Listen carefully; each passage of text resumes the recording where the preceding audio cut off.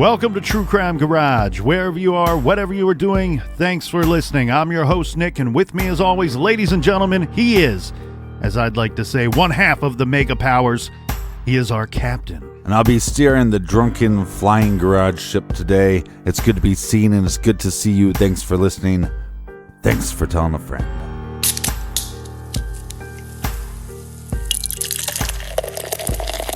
It's summertime and it's hot out, and I love an ice cold crisp Pilsner. So today in the garage we have a Pilsner from the pFriem Family Brewers, which won the 2018 Mid-Size Brewery of the Year from the Great American Beer Festival.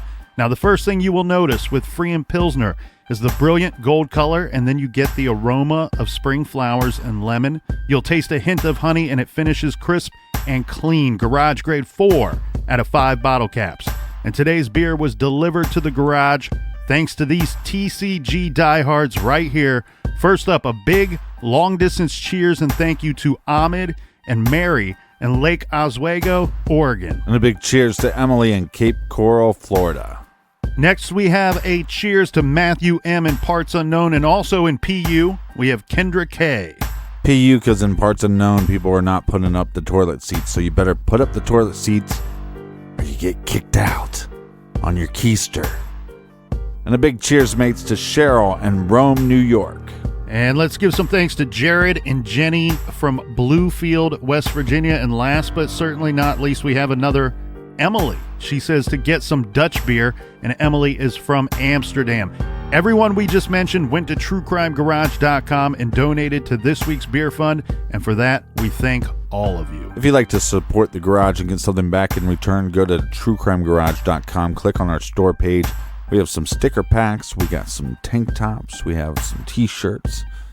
We got a bunch of new products coming too, so you want to keep checking the store page for those. Also, check us out on the Stitcher app for our old episodes and Stitcher Premium for our weekly show called Off the Record. And that is enough of the business. All right, everybody, gather around, grab a chair, grab a few beers. Let's talk some true crime.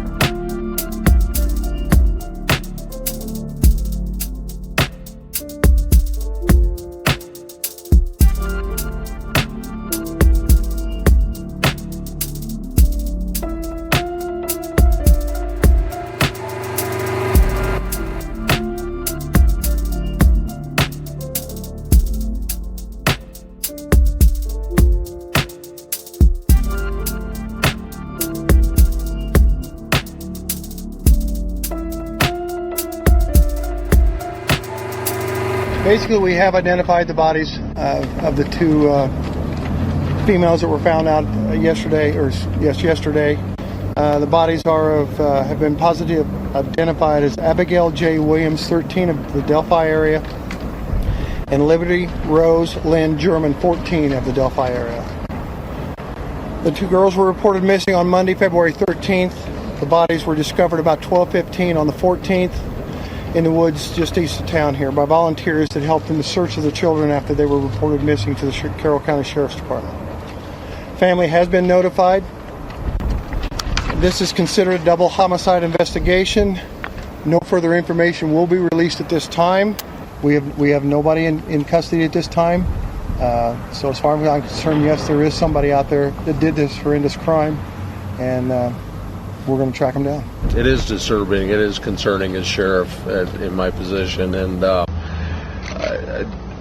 want to, assure the community, as Trooper Riley indicated, we're going to get to the bottom of this. We feel confident, and we're going to do everything we can within our resources to reach justice in this situation.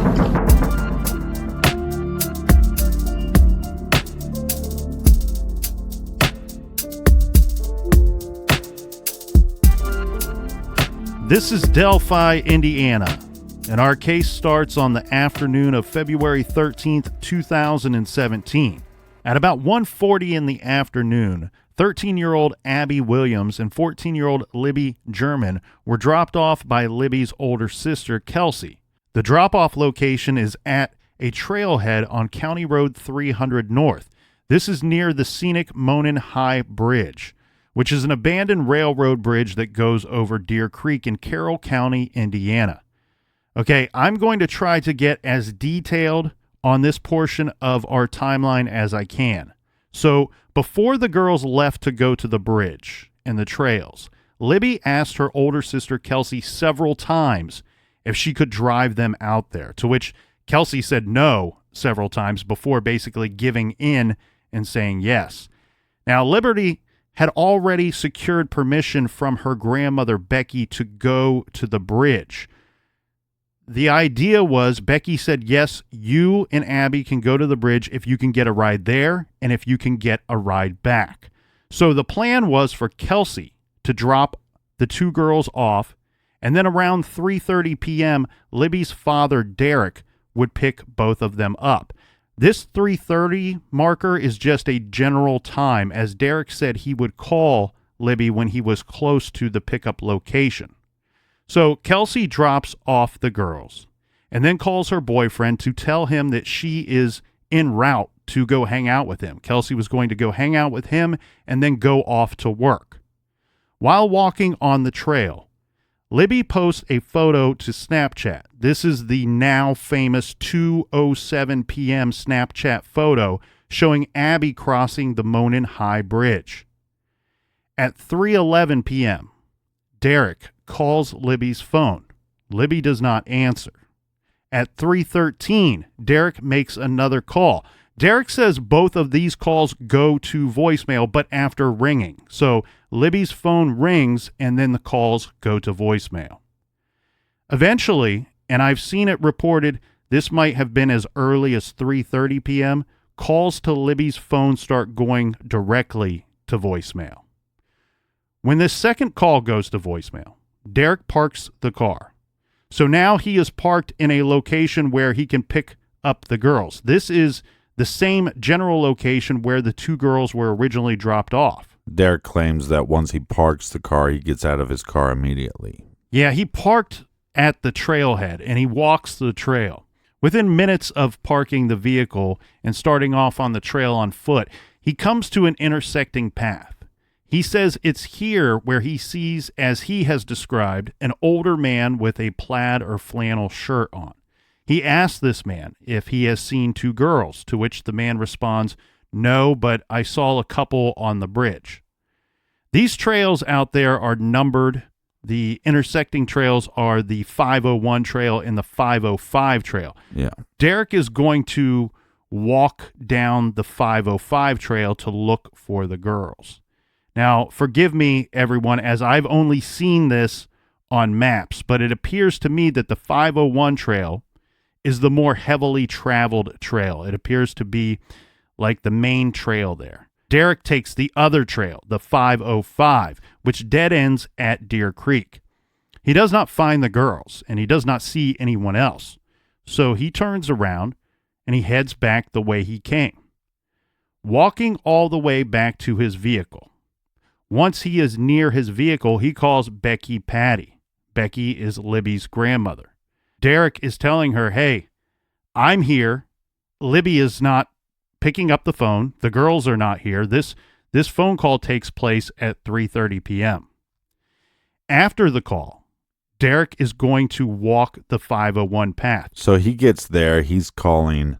Nobody's answering. He walks down a path, the lesser traveled path, gets back to the car, still nothing. Now he's going to go walk the main path. But at this point, there has to be some level of concern. Oh, yeah. Yeah, so much so that he's already called Becky, the grandmother. Right. So let's give a general description of this path, which I think is very important for those that have not seen this on a map, all right? From where he is parked, the general description is this. Starting from where he parked, he walks a short distance on a short trail. Once there, he is standing at the 501 trail, which is a long trail. It's the more traveled trail.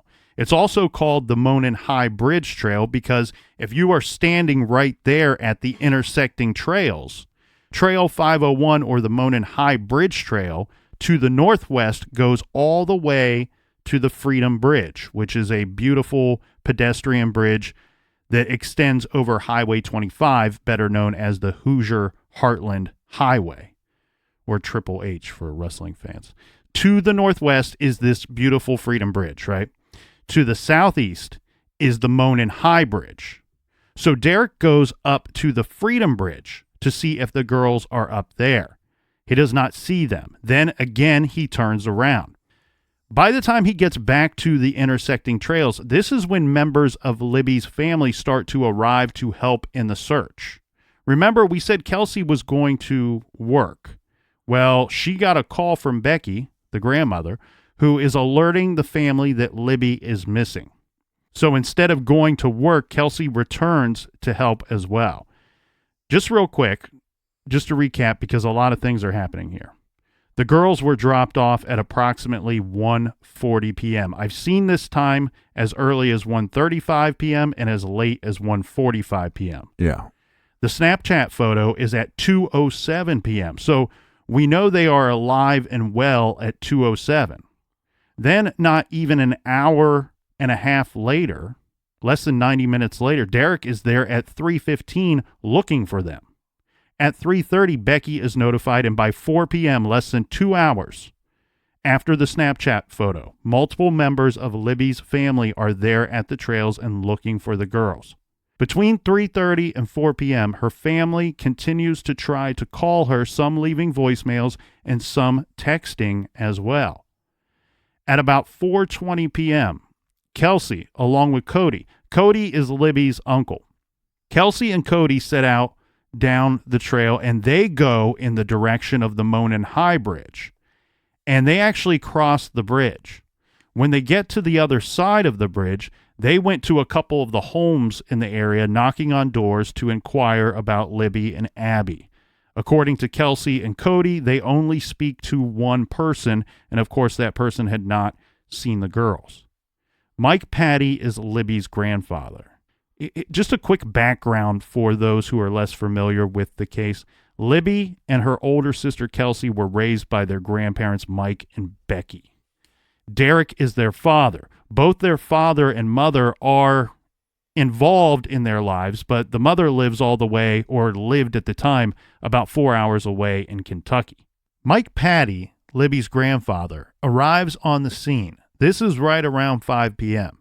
Now, there's a residence very near the trailhead parking area. Mike goes to this home. He knows these people there at the home. While there, he calls a friend of his who is a police officer. Then Mike goes back to the trails. This is around 5:20 p.m. At 5:30 p.m., Libby's family calls and notifies the police. A huge search gets underway, but is called off once it gets too dark. In a news release, Carroll County Sheriff Toby Lazenby says there's no reason to suspect foul play or believe the girls are in immediate danger. Well, and based off of video footage and photos that I've seen of this area, this would be difficult, I think, to search at night.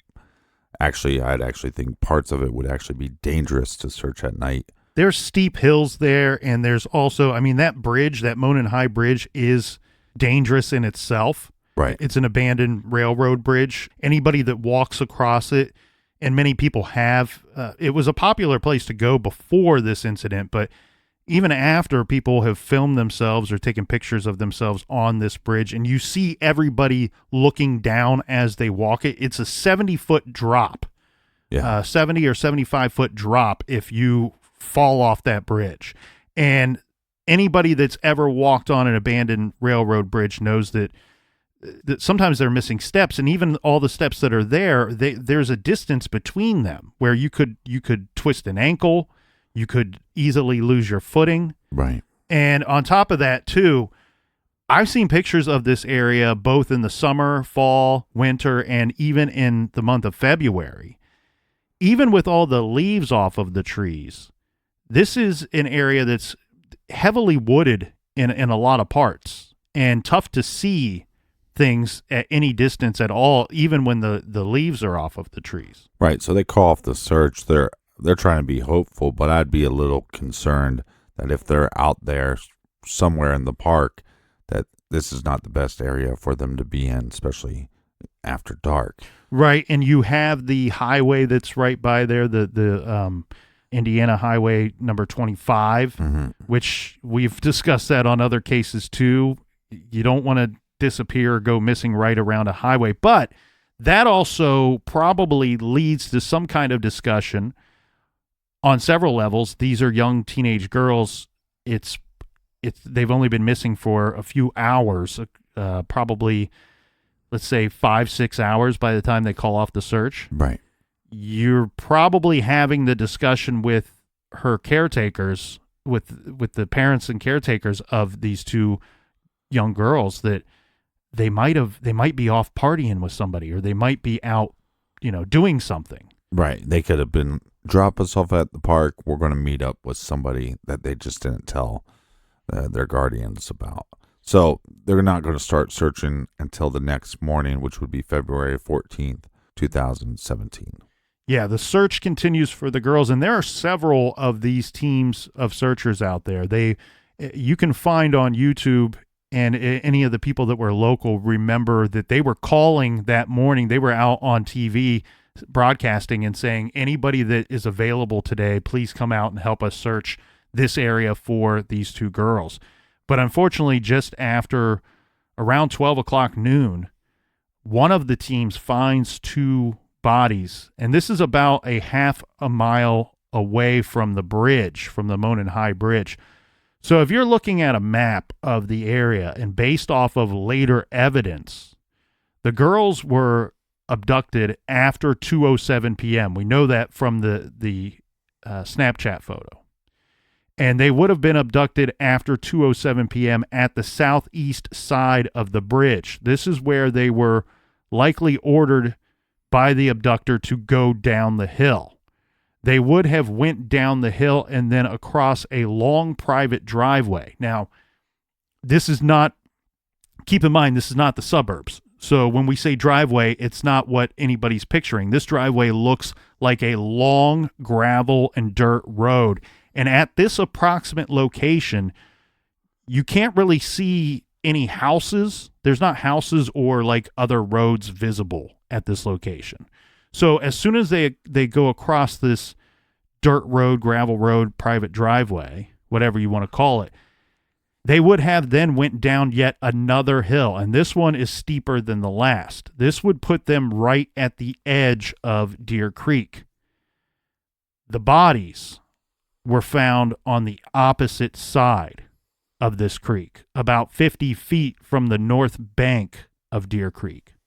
Police have not publicly stated how the girls were murdered, and law enforcement secured a large area of this north bank of the creek with crime scene tape, as well as some of the areas from that southeast side of the bridge, working your way down to the creek side. We do not know if the girls were ordered to cross the creek at the shallow point there, or Right. if they tried to make a run for it, or if in fact they may have been killed and then carried across the creek to try to conceal the bodies further. We don't know that, but we know that they were found across the creek. Is there any way to get across the creek some other way, like by driving down a path? Or I say that they crossed at this shallow point because that would be what would make the most sense from where they were found. Right. If you were to cross the creek, there's that one shallow point right there, and it's near that north bank area where they were found. And I don't believe that police have actually disclosed whether or not their clothing was wet with the creek water. Well, that's the difficult thing here in this case, and that's why we're going to go through it in this manner, because when we originally covered it, it was very early in the case, and there was little to known facts about the case. There was a lot of speculation.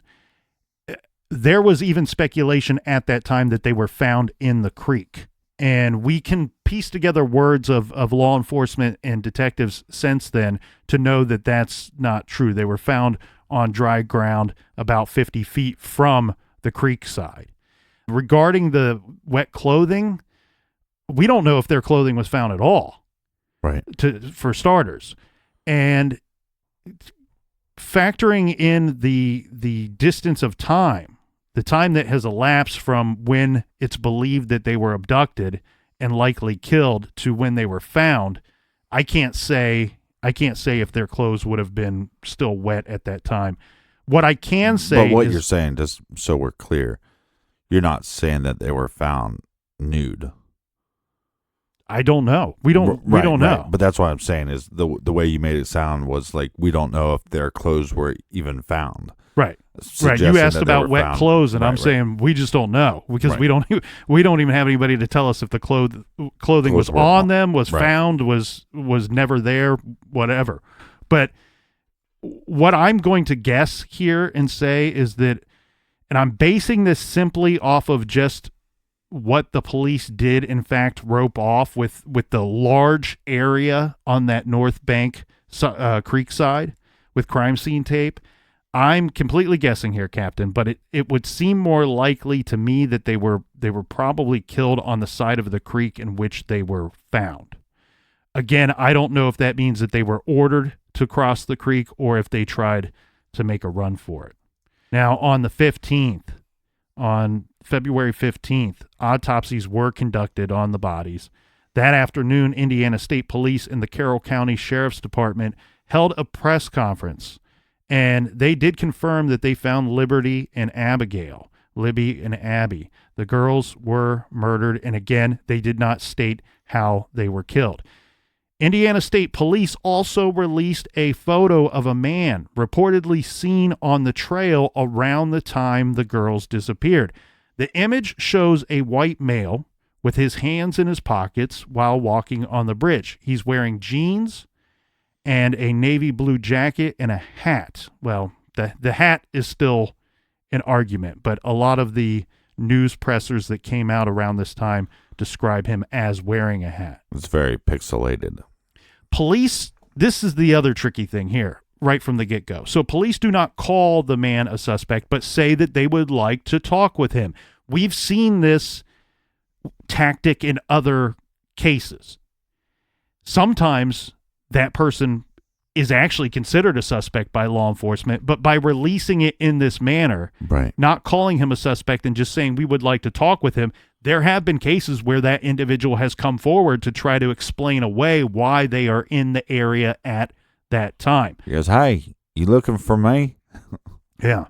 Now, also, law enforcement does not say where the photo came from or how they obtained the photo. Now, I remember thinking, and I don't think this was stated anywhere and I know it wasn't stated by law enforcement, but I'm sure others may have been thinking the same thing, that I thought maybe this photo, it was a still image, may have just been captured from some type of trail camera. Right, but we're going to soon learn that this actually was taken by Libby on her phone.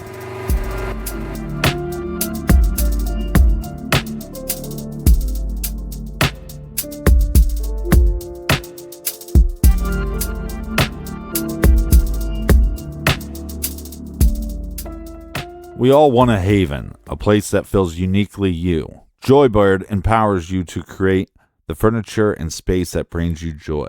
With Joybird, you get one-of-a-kind furniture crafted to your unique taste. Want a sofa in aqua blue? A love seat in the hottest red? If you can dream it, Joybird can make it a reality. And their team of free personal design consultants can help nail down your perfect design. Each Joybird piece is made by hand with care and precision, using high-quality hardwood and responsibly sourced materials to fit your exact specifications. And Joybird even offers a range of kid and pet-friendly upholstery options so that your creations can stand the test of time. I have 2 of the Joybird lounge chairs, and I'll tell you what, they look fantastic, but the quality is top-notch, and they're super comfortable and incredibly durable. If you're looking for furniture, you need to go to joybird.com/garage. Check out their sofas, their chairs, sectionals, tables, and furniture for your bedroom. See how Joybird can help you design your dream space. Find your joy today at joybird.com/garage. That's joybird.com/garage to create the furniture that brings you joy. Go to joybird.com/garage and receive exclusive offer for 25% off your first order by using our promo code GARAGE. Find your joy today at joybird.com/garage. Native creates safe, simple, and effective products that you can use in the bathroom every day. Their products are filled with ingredients found in nature like coconut oil, shea butter, tapioca starch, and that means no aluminum, parabens, or talc. And they really work. Native's deodorant can hang with your workout, a busy mom life, or a 16-hour day. Native comes in a wide variety of enticing scents for men and women, and they release limited edition seasonal scents throughout the year. They also offer an unscented formula and baking soda-free formula for those with sensitivities.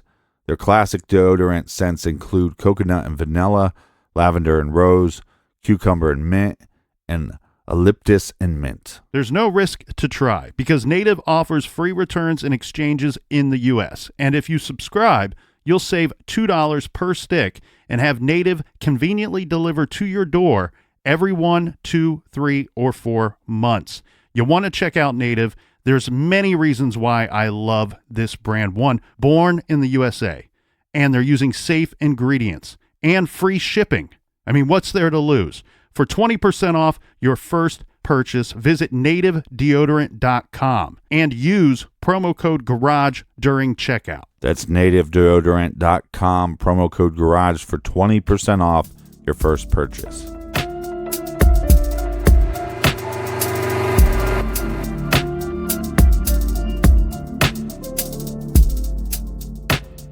All right, we're back. Cheers. Cheers to you, Captain. On February 22nd, 2017, there is another news conference. This is the now famous news conference where police reveal that one of the victims, Libby, recorded video and audio of the suspect on her cell phone. The audio recording is released to the public. It's a man's voice saying, "Down the hill." This audio triggered more than 1,000 tips. We, Captain, you and I, like so many others, offered our speculation on not only the photo, but the audio when we first covered this case back in May of 2017 in episodes 110 and 111. Yeah, those are free to listen to on the Stitcher app.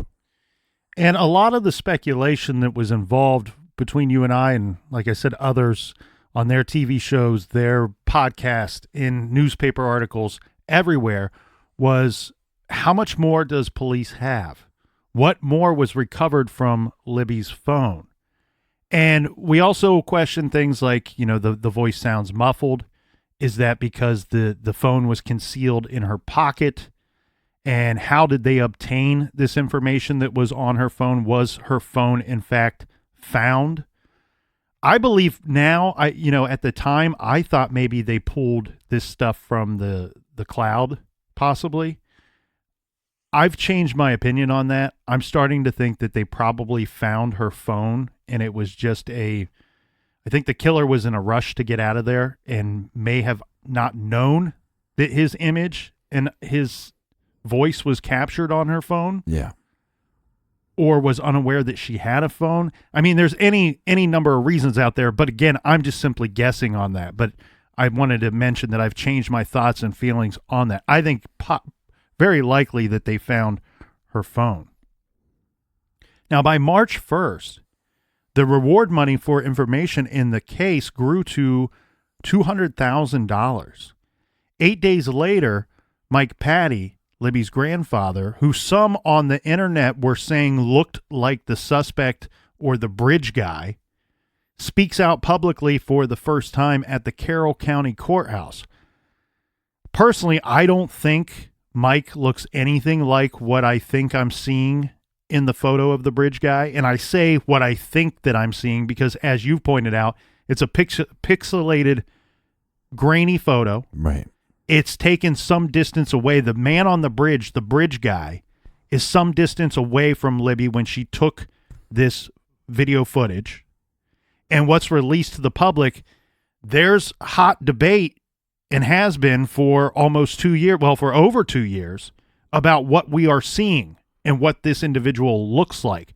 But again, personally, I don't think, nor have I ever thought that Mike Patty looks anything like what we are seeing in that photo and then later the video footage. Right, but you have 2 children dead.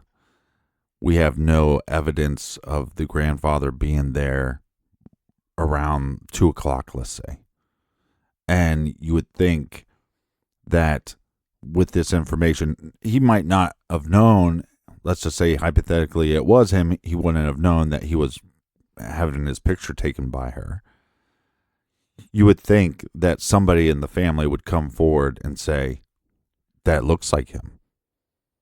Yeah. And there's nobody coming forward and doing that. And I think they probably agree with me that it doesn't, that they don't think it looks like him. One, I don't think it looks like him body type. I don't think it looks like his face. I don't think it looks like his facial features, his hair, his nothing. Like there's none of it that, other than it being a white guy. Right. I don't see any other possible connection. Plus, we know that Mike Patty has an alibi for that time period. He very likely, when you really tear through this timeline and some of the phone calls that were going on, right, I find it very likely that Mike Patty would have been unaware that the girls were even there until people were worried. Right, until they said, hey, they're missing. And I think that's what's so difficult in this case, is it seems like there's a lot of grabbing at straws. I mean, the first thing that I'd want to know investigating this case is, one, we don't know if this bridge guy is connected or not. We're not law enforcement, so we don't know the extent of information that phone captured.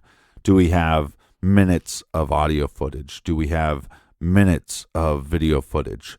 We don't know. We're not law enforcement. And my first thing when looking at this case is, who was supposed to drop her off? Where were they at? What's their alibi? After that, then it becomes who was supposed to pick them up. Where's his location based off maybe cell phone pings? You know, does the father get there earlier than he says he did? You know, where was he at? What's his alibi? What would his motive be? This is where I would start. But you see quickly in this case, people jumping to, that looks like the grandpa, and having really no evidence to connect that at all. Well, and that's what this case has been and will continue to be. And this is not a standalone incident. We've seen this in other cases where they release a composite sketch drawing of the person last seen with somebody or a potential suspect. Right. And you get a flood of people calling in. And the tip is not a great tip. It's just a tip of, I know somebody that looks like that. Or I was driving on the this such and such road on Main Street, and I passed a car, and the guy in the car looked exactly like that dude, right, like that picture, like that drawing. But what we will learn is that we will eventually learn, just to clear anything up here, that the image captured on Libby's phone, it is announced later that is the killer of the 2 girls. So that is the person that we are looking for. The debate is, what are we seeing? What does he actually look like? Mm-hmm. Because it's a grainy picture, and he's walking with his face down, and he's not walking with his face down to try to conceal himself from her camera phone. I don't think he even knew that he was being videotaped. He's looking down because he's making sure that he doesn't lose his footing on that bridge. Right, and fall 70 feet. Just like everybody else. If this guy felt that he needed to conceal his face from these 2 girls, he would have put on a mask, or he would have put something on. He would have done that in a different manner other than just simply looking down as he's walking toward them. And I want to go ahead and throw this out there too. You can tell that he's he's in a hurry walking towards them. Mm-hmm. So even more important that he's paying attention to the placement of his feet as he makes his way across the bridge. What we're going to see here, though, this whole thing that I'm pointing out here with Mike Patty, with the grandfather, he's making this this very personalized statement, this very heartfelt statement at the county courthouse. But I'm pointing this out because on the internet, people were saying that he looked like the suspect, or some people thought he looked like the suspect. This is really just the start of the online suspects that we will see in this case. And it quickly continued because on March 17th, the Indiana State Police, the FBI, and Carroll County Sheriff's deputies serve a search warrant. This is at the home of Ron Logan. Ron Logan owns the 30-acre property where Abby and Libby were found. Yeah. The popular TV show Inside Edition speaks to this man. In his interview, he says he was buying tropical fish at the time of the murders. Ron Logan is later arrested and sentenced to 2 years for operating a vehicle. This is after he was illegally operating a vehicle. This is after being a habitual traffic offender. He is accused of driving to the county dump on the same day that the girls vanished. To be 100% clear, he has not been charged in regards to the murders, although he's certainly been... Same kind of scenario. A lot of people saw his interview and went, that looks like the guy. Right. And it's his property. So... And there's some debate on how cooperative he has been with police. Right. I've seen people that have said Ron has gone out of his way to do everything he can to make sure that they know what he was up to, that he was not involved. And then I've heard other arguments that have said just the complete counter of that he has not been very forthcoming. Yeah, and a lot of people actually speculate that here's this lesser charge that we can charge him with, and therefore maybe he would then say something. Because I remember at the time, once they arrested him, it's like, okay, well, here's this guy that claims he was somewhere where he wasn't. Then they, why is he at the dump the day that these girls are found? Yeah, none of this is sounding good. That doesn't sound good. What is he disposing of? Because yes, you find these bodies, but again, we don't know if they were clothed or not clothed. And then on top of that, what did he use for these murders? And did he go to the dump and dump those? So a lot of people speculated early that this was a tactic to get him behind bars, get him thinking about what happened, get him away from everybody, and therefore he would then come forward and maybe possibly confess to this. The other thing, though, too, is, we talk about what does not sound good for Ron. What does look good to me is I don't think that he looked like the bridge guy. I think Ron looks considerably older than what I think I'm seeing in that picture, and I don't think he matches the description. Not only does he look older, he looks taller to me than what we believe we are looking for. And then in July of 2017, after everyone was waiting for the other shoe to drop for some kind of new information on the case, the Indiana State Police released a sketch of the murder suspect. The person depicted in the composite sketch is described as a white male between 5 foot 6 inches tall to 5 foot 10 inches tall, weighing 180 to 220 pounds, with reddish brown hair and eye color unknown. Right, so this would go against Logan. Yeah. Because of the hair color. One, also the drawing looks a lot younger than Logan looks. Yeah, and this part of the story can get a little confusing for people not so familiar with the case, because there are eventually 2 sketches released. This is the first one, and I guarantee that people have seen this. This is the one with the flapjack hat on and the little kind of thin goatee, hair sticking out on the sides around the ears, and the individual wearing a hoodie. Well, on the picture that they released to the public, it's very pixelated. So then one would have to start assuming that they had some other angle, some other picture that they found on Libby's phone, and that's how they were getting this drawing. Well, that's interesting. That's always been another hotly debated item. So it's rumored and then later stated on the Dr. Phil show that this sketch was the product of more than one eyewitness who saw this man on the trails. So going off of that statement, it seems like this sketch is not compiled based off what they think they were seeing on her phone or on that footage, but based off of more than one eyewitness who saw or claims to have seen this man on the trails the day that the girls were killed.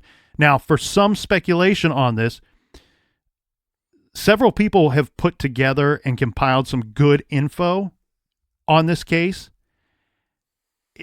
These people seem to believe that given the timing of the known facts and of the persons on the trails that day and Libby's family, they're searching for her just shortly after the abduction, for there to be more than one eyewitness of this man, many believe he must have been spotted both before and after the murders. Some have made a strong case that the man wearing the plaid or flannel shirt that interacted with Derek on the trail intersection before 3:30 p.m., people have pointed out that he must be, or very likely could be, one of the persons to have seen the suspect, and given that timeline, he likely saw the suspect after the murders, when the suspect was trying to leave the area. This is interesting on several levels, if in fact if it's true. One, because it has never been publicly released where the suspect was spotted and by who.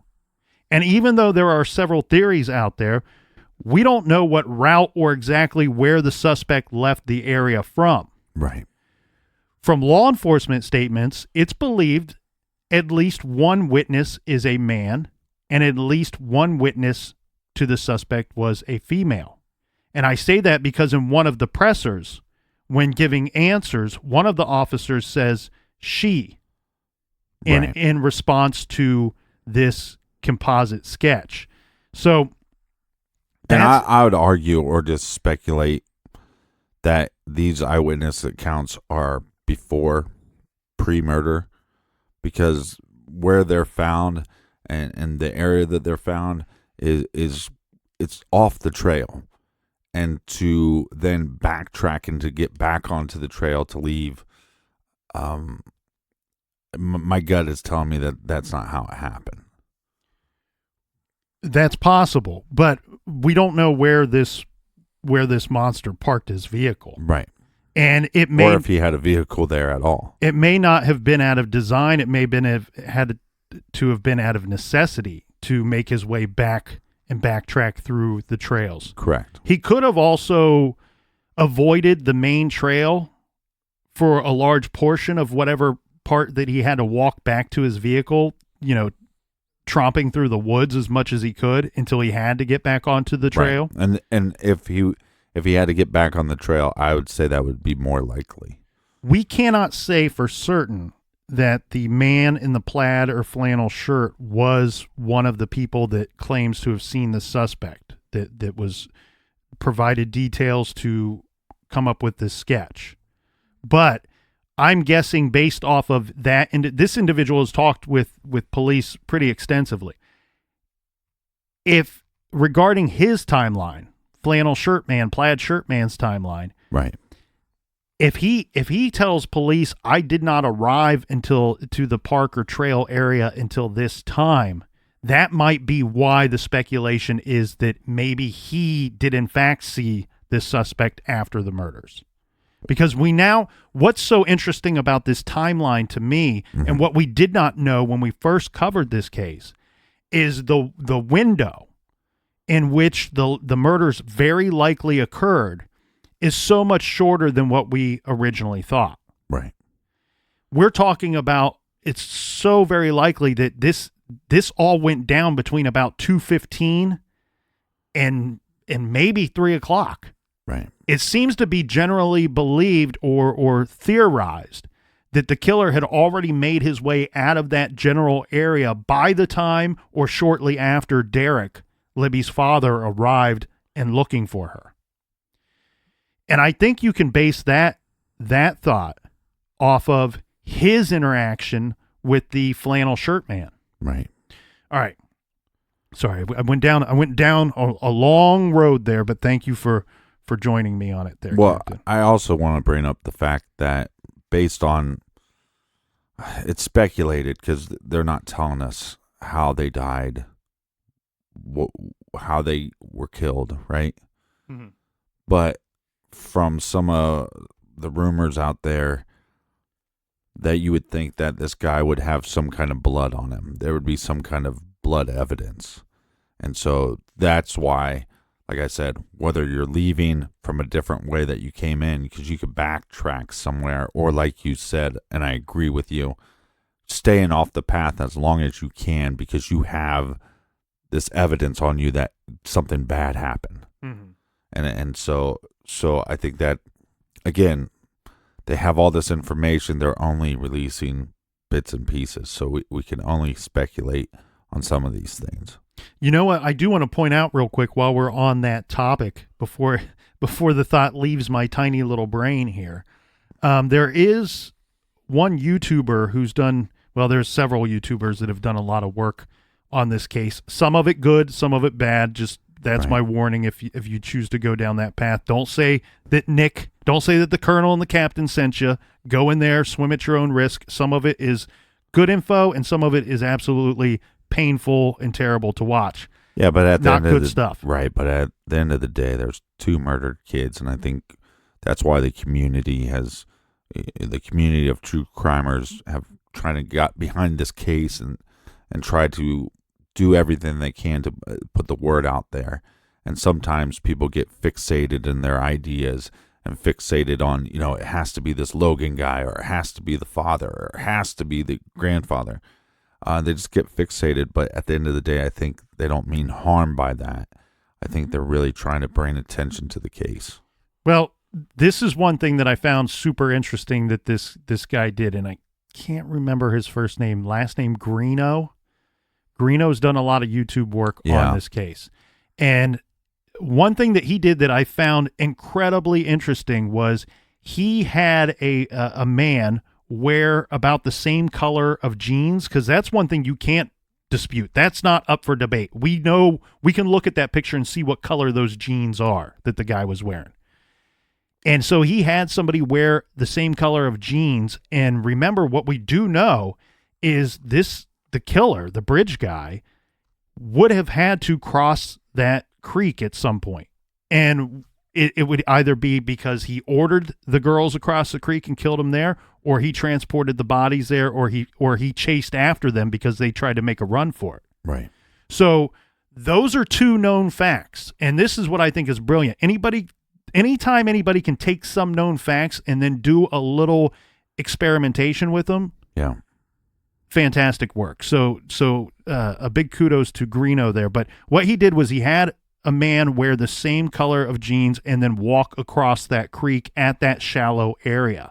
And then very shortly afterwards, he videotaped the guy's jeans, which sounds silly, but what he's pointing out is, and it was very clear from his footage, if the bridge guy were walking and later spotted by somebody, it's very likely that nobody would say, I saw a man wearing wet jeans walking on the trail.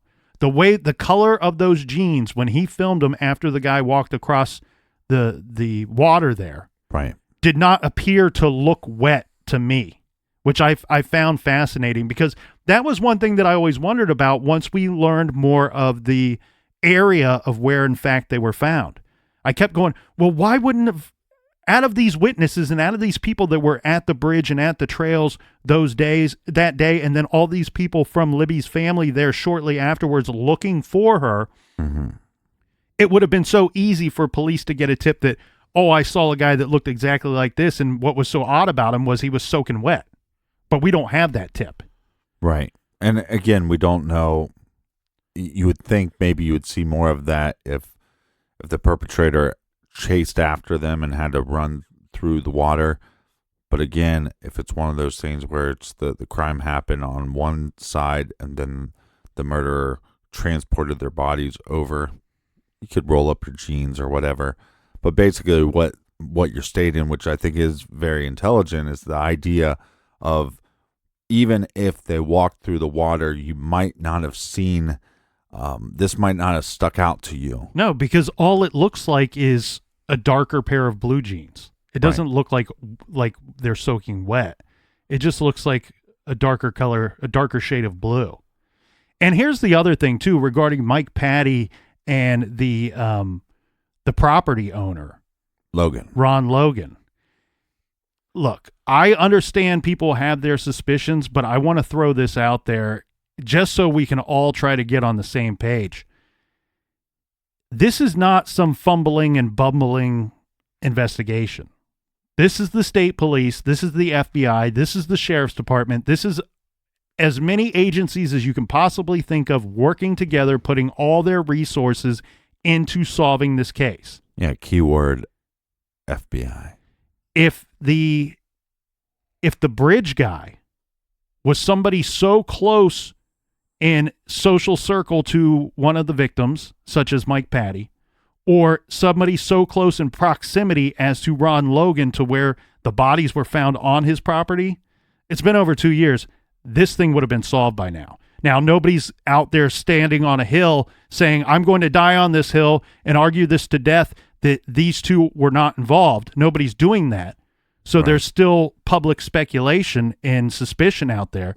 I'm saying that I believe if somebody was so close, either in proximity or relationship to the girls that committed this crime, that was in fact Bridge Guy, the killer, this thing would have been solved by now.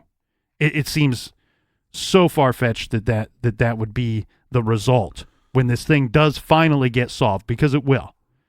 So let's continue on with some other suspects here, Captain.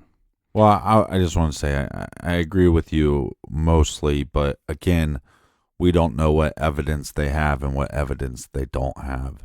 And so, but what we do know is that they haven't come out publicly and said that Logan is not involved. They haven't come out publicly and stated that that they cleared everybody in the family or cleared people in close circles. So that has to remain on the table. And I think especially the family members are normally understanding of that. So you take any case like where a wife is murdered and they heavily investigate the husband. Most of the time, if the husband is innocent, he's saying, that's fine. Keep looking at me. Keep investigating me. If you want, you're going to get to a dead end at some point. So I think that you have to keep those on the table because, again, we don't know exactly what they have and what they don't. Well, this is where, for some, the levee broke. And this is on September 17th, 2017, when authorities in Colorado arrested a man named Daniel Nations for having expired Indiana license plates. Police say he could be linked to the murders and call him a person of interest in the Delphi case. Daniel Nations is a sex offender from the state of Indiana, and he was homeless at the time of the murder. So nailing down his whereabouts is difficult, to say the least. Mm-hmm. Nations' wife says he resembles the police sketch of the suspect, but did not own the clothing seen in the photo. Yeah. In fact, she told the Gazette newspaper, quote, I can't tell if that is him or not, but the one thing I'm not going to buckle on, he did not have that jacket. So Daniel Nations was arrested during the Tim Watkins murder investigation. This murder took place in the state of Colorado. To be clear, he was arrested during this investigation, but he was not been charged in the murder of Tim Watkins, even though there are some who suspect Nations could possibly have killed Tim. Right. Because he was seen and reported to be threatening people with a hatchet on the trails out there. But Tim Watkins was killed with a gun. And authorities have been unable to link Nations to a gun and the murder of Tim Watkins. Well, here's what happened in the public eye, though. You here's this guy that was arrested. He was on these trails. He was threatening people with a hatchet. And you go, and he's from Indiana. And I believe he had a probation hearing or some kind of hearing that he was supposed to show up to. He's supposed to check in regularly because he's a sex offender. Right. He's like, he's got a parole officer and all that jazz, and he's got to show up and say, hey, I'm here. I'm still working at my job. I'm keeping my nose clean. I'm not doing anything weird. But it was like something And he didn't strange. show up. Yeah, but it was like the week after the murders. It was like some weird timing where it's like, so not only not only do we not know his whereabouts when he was in Indiana, but here these murders take place and you take off. And the next time we see you, you're in Colorado threatening people with a hatchet. Acting like a complete nut job. And if you see his picture and you see the first drawing of the suspect, you go, I can see that.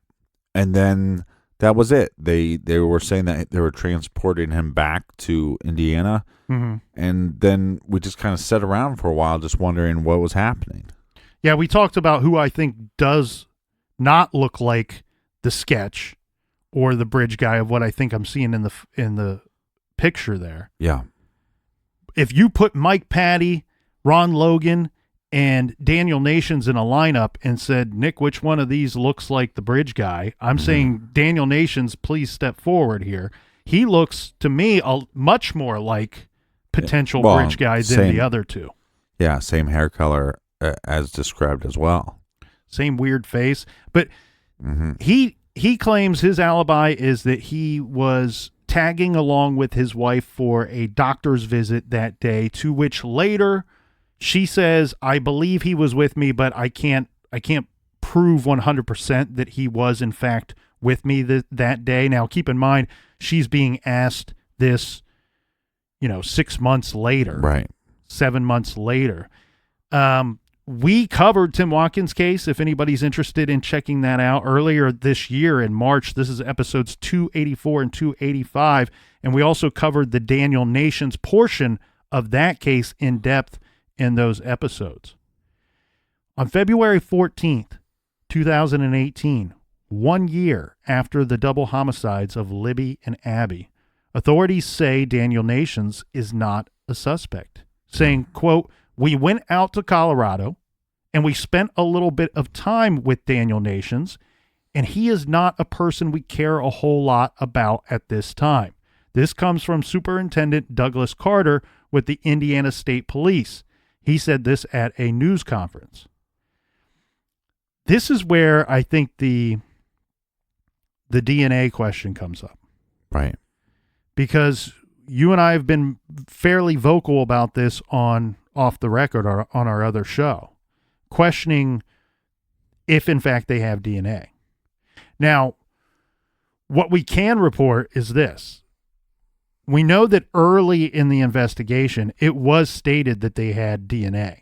That disappeared from the news at some point and disappeared from their statements at some point. Yeah. There's also rumor that very quickly, I mean, we're talking like the next day, 2 days after the girls were found, very quickly in this investigation, the first 48, first 72 hours after finding the bodies, the local rumor is that the state police were in the area knocking on doors, not only interviewing everybody that lived in the immediate area, but also asking them to submit DNA. Right, which would lead you to believe that they have DNA, but what if it was just like, as a cautionary measure? And we're talking to you. Will you submit DNA? You will. Thank you so much. Autopsy comes back. We have no DNA from the perpetrator. And you're exactly right. And that's the whole problem with public perception on this case and others as well. You can't immediately go, well, they're asking people for DNA, so they must have it. You can't believe that, because it is a tactic. It's an investigative tool just to see if you can make somebody squirm. And if they squirm when you ask them a question or ask them to cooperate in any shape or form, then you want to know why the hell they're squirming, right? Right. So I agree. Why are you squirming vermin? Yeah. I agree with you 100% here, Captain. I personally think that they have DNA or some form of DNA. And I say that for a couple of reasons. I'm not convinced. I'm not 100% convinced. I could be talked the other way.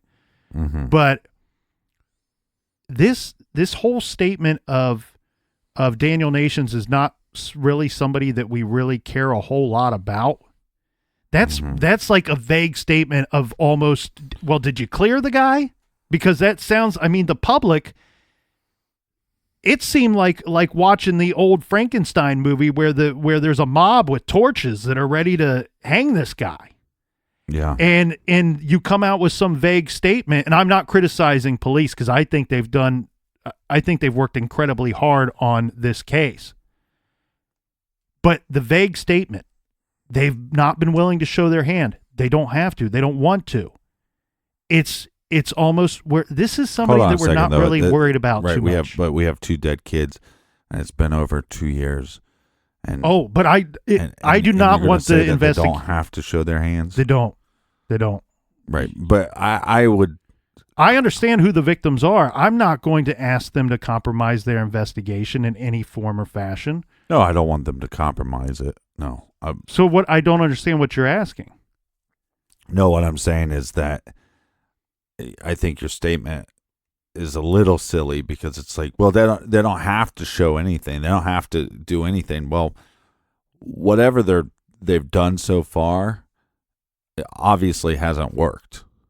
I mean, we have evidence of that. So I don't know what they're supposed to do. I'm not a detective. I couldn't tell you what they're supposed to do. I lean towards the idea that they don't have DNA, and the reason why is because normally when they have solid DNA in cases, especially child murder cases, we've seen this with John Benet Ramsey and other cases like that, where they test the DNA and they definitively tell you that this guy's cleared. You see what I mean? Mm-hmm. And that's where I wonder if they have it, because if they do have it and they're testing people and they're clearing people and they're not making that public knowledge, then that's a bad thing. Because just you take this Logan guy, for example. These girls are found on his property, 30 acres, which is pretty freaking big. And think about the ringer that they put him through. And if they had the DNA to test against who's they that put Ron Logan through a ringer? Is that law enforcement or the public? Because law enforcement is not in charge of the public. No, I understand that.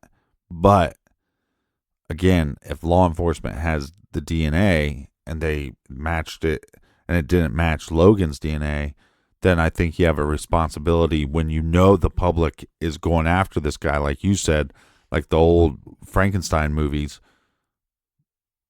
I think you have an obligation to him. You're supposed to serve and protect each individual. And if you have a test that definitively shows that he wasn't involved, I think you have the obligation to then come out and go, hey, we know that people are speculating that Logan is right. But that's my reasoning, that to me, that's the evidence that they don't have the DNA. Or that they don't have Ron Logan's DNA. Yeah, but he was arrested. They could have taken his DNA then. And same way with Nations. So here's 2 individuals that are highly suspect. On top of that, a third individual. Is that a felony charge? Because I think in most states you have to be charged and convicted of a felony to be forced to submit your DNA. I could be wrong, but that's my understanding. Right, to be forced. But if you're again, okay. Obviously, we don't know for a fact if they have Logan's DNA or not. Do they have Nation's DNA? Do they have, the grandfather's DNA? I'm not for sure, but I would just assume that if I'm the grandfather and everybody's saying, hey, you kind of look like the bridge guy, and law enforcement is telling me that they have DNA, and I know I'm not the killer, swab me up. So that to me, that's like you said. To me, there's not definitive evidence, but to me, there's enough showing me they're not. It's just like with this Nations guy, out of nowhere, it's kind of like, well, we're not that interested. Their exact words are, he is somebody that we do not care a whole lot about at this time. Right, but again, that's not definitive. Right. That's what I said, a vague statement. Right. So that makes me feel like they don't have the DNA evidence, because they're kind of like, well, we don't care about him at this time. But I think if they had DNA evidence, they would say, we're not interested with him about this case, period. Not like, we're not interested with him at this time. Again, though, I think that goes back to a couple of things. 100% it comes back to whether they have DNA or not, but on two different levels. I think if they don't have DNA, they want, and they're fine with the bridge guy walking around believing that they have it or suspecting that they have it. Right. So they don't want to show their hand on that front if they don't have it. Now, if they do have it and there's something up with it, right, that's tricky too. There could be some kind of, what do they call that when there's actually a mixture? Well, there's a bazillion different things that could be going on with it. So one, it could be that they have it, but their sample is of such that they need to compare it to a profile, and they can't really do a whole lot with it without having a match to compare it to. Right. If that's the case, that's difficult. Or they could have it and it be contaminated. Right. They could, you know what I mean? There's a million different things that you can really go into here. The reason why I go on the opposite side, and what's interesting, I think, here is that really you and I kind of have the same argument for different sides of the fence, is that where I lean to that they probably have some form of DNA is that they are somewhat dismissing people. And we see that with nations, which is the same and just as good of an argument as yours saying, well, they've not cleared other people who probably should be cleared in the eyes of the public. Right. And so therefore it makes me think that they don't have it. The DNA. Well, and the other reason why I say that too, though, is with the press conferences, with talking with the family members and everybody's respect for these law enforcement officers and the respect that you got to give it to them. Just when you hear the press conference, how much they care, how much they're working towards this. These seem like good officers. And if they were able to clear a guy that the society was trying to throw shade on, I think they would do it. 100%. I think they would come out and say 100% this person's not involved in the murder of these children. I can't wait until they do solve this thing, because I think that the full story that comes out about the investigation and the way that they took this, the directions that it's gone in, whether they took it that direction or the investigation led them in that direction, I think that it will end up being a very interesting story from that aspect of this case. And I think that just like they have said, we can't tell you everything that we know. One day we would like to sit down and do that. And where I say that they don't have to show their hand and I don't want them to, and you question, well, it's not working.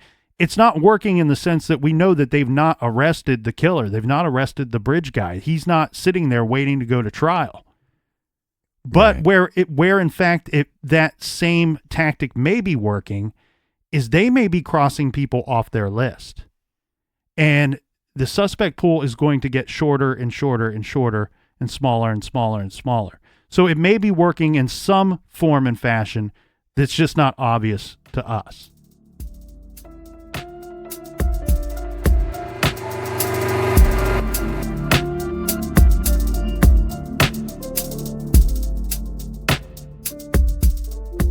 Make sure you join us back here in the garage tomorrow for part 2. Until then, be good, be kind, and don't litter.